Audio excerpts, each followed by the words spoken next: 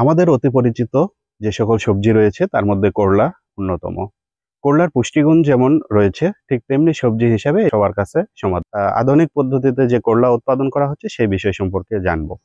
আজকের আমরা করলার যে বিষয়টি দেখছি যে এখানে মালচিং পদ্ধতি ব্যবহার করা হয়েছে, এখানে মাচার মাধ্যমে হাইব্রিড জাতের করলা উৎপাদন করা হচ্ছে, যেটার বাজার মূল্য অত্যন্ত ভালো এবং প্রতিনিয়ত কৃষক কিন্তু এখানে লাভবান হচ্ছে। আমরা কথা শুনবো কৃষক। আসসালামু আলাইকুম, আমি মোহাম্মদ ফরহাদ আলী।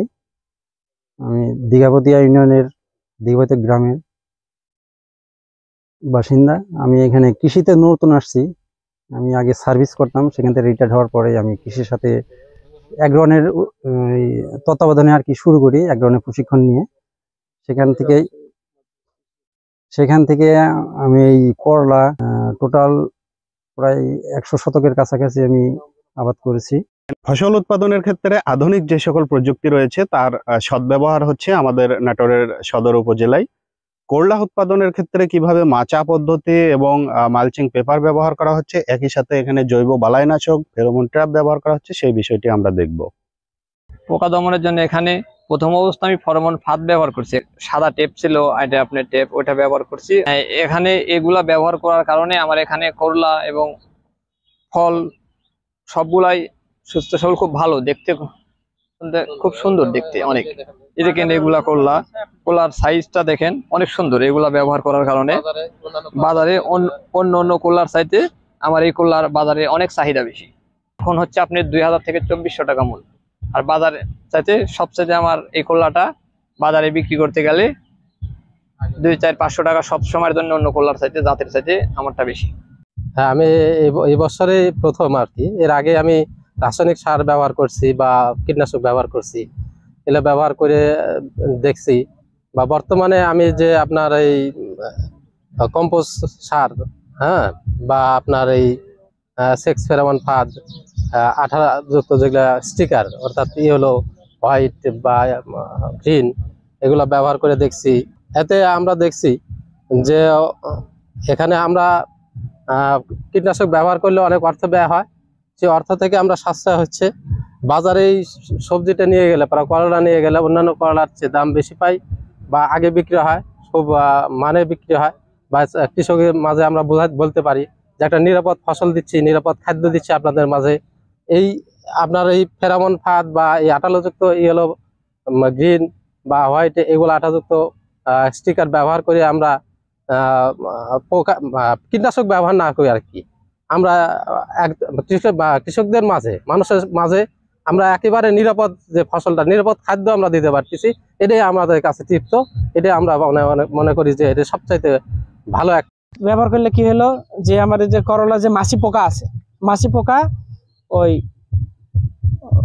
একটা ট্যাবলেট থাকে বা লিওর থাকে, আমরা যেটাই বলি আমাদের ভাষায়, ওই লিওরে কি থাকে যে মহিলা পোকার গন্ধ থাকে। গন্ধ থাকার কারণে পুরুষ পোকাগুলো আসে ওই গন্ধটা খুঁজে, যে এক কথায় মহিলা পোকা খুঁজে। এই খুঁজতে খুঁজতে কি হয়, ওই সেক্স ফেরোমনের মধ্যে আসে পরে। আর ওর নিচে কি থাকে যে সাবান গুঁড়োর পানি বা এক কথা ডিটারজেন্টের পানি। তাহলে কি হলো, ওইটা দিয়ে আমার হলো দমন হলো। এটা হলো সেক্স ফেরোমনের কাজ। আর এই থেকে আমরা কি উপকৃত হলাম যে আমরা অন্য কীটনাশক ব্যবহার করার দরকার হচ্ছে না ওই মাছি পোকা। আমার কাছে কোনো কৃষক যদি পরামর্শ চাইতে আসতে চাইলে আমি এক বাক্যে বলবো যে আপনারা এই পদ্ধতিগুলো অবলম্বন করেন, আপনারা অর্থনৈতিক সাশ্রয় হবে, প্লাস আপনারা নিরাপদ ফসল পাবেন, বা এগুলো বাজারেতে বিক্রির জন্য আপনারা অধিক মূল্য পাবেন।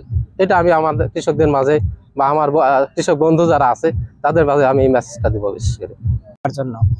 আর যদি হলুদ আঠালো ফাঁদ ব্যবহার করি আর অন্যান্য যে পোকাগুলো আছে, তাহলে কি হলো, হলুদ আঠালো ফাঁদ এপার ওপার যেহেতু আঠা থাকে, আঠাতে এসে আটকে যায়। তাহলে এই দিক দিয়েও আমরা পোকাটা দমন করতে পারতেছি।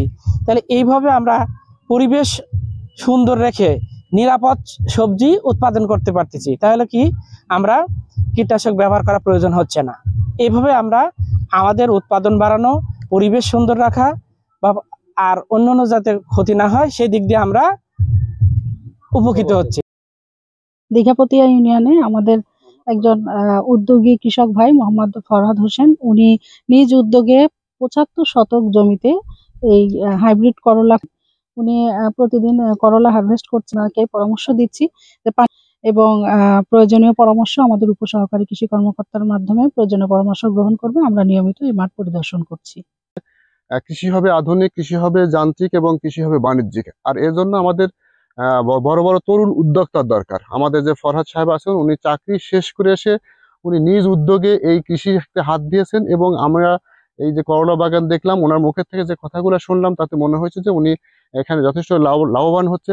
আমরা কৃষি সম্প্রসারণ দপ্তরের পক্ষ থেকে তাকে নিয়মিত পরামর্শ দিচ্ছি এবং সদর উপজেলা কৃষি অফিসারকে বলা আছে তার সবজি বাগান যেন পরিদর্শন করে নিয়মিত পরামর্শ দেওয়া হয়।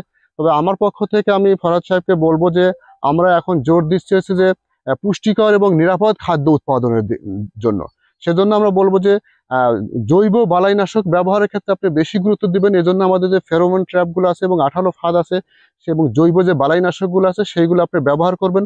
তাতে করে যে সবজিগুলো উৎপাদন হবে, এই সবজিগুলো হবে যে নিরাপদ এবং পুষ্টিকর। আমরা যদি এরকম ফরহাদ সাহেবের মতো যদি আরো উদ্যোক্তা সৃষ্টি করতে পারি তাহলে কৃষির আরো দিন দিন উন্নতি হবে।